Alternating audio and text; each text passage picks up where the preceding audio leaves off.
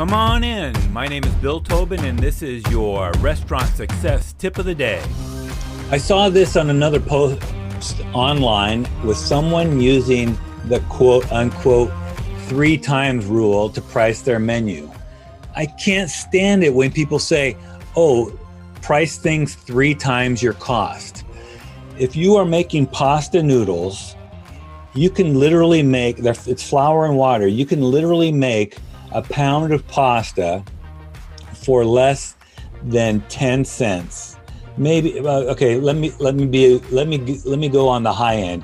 You can make a pound of pasta for probably about 65 or 70 cents. If you include a high-priced yeast or high-priced flour, maybe it costs $1. Does that mean that you sell a pound of pasta for $3? Maybe if you're in Main Street,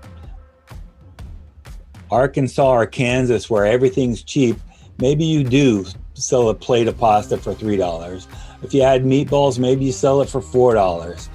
But really, I think that it's unrealistic to think that you price everything 3 times its cost.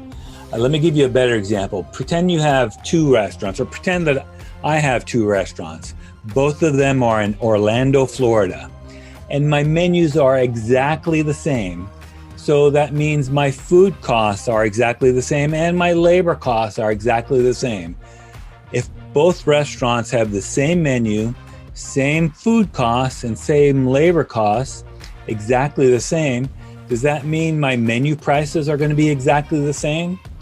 And the quick answer, most people would say yes, of course. And I say my answer is of course not, because you don't know what other expenses, even though they're in Orlando, Florida, one of them might be next to Disneyland or Disney World and have a high rent and have customers who expect to pay higher prices. And then the other one might be in a different part of Orlando where it's cheap rent, and all the other restaurants around them are cheaply priced menus as well, or inexpensive menus as well.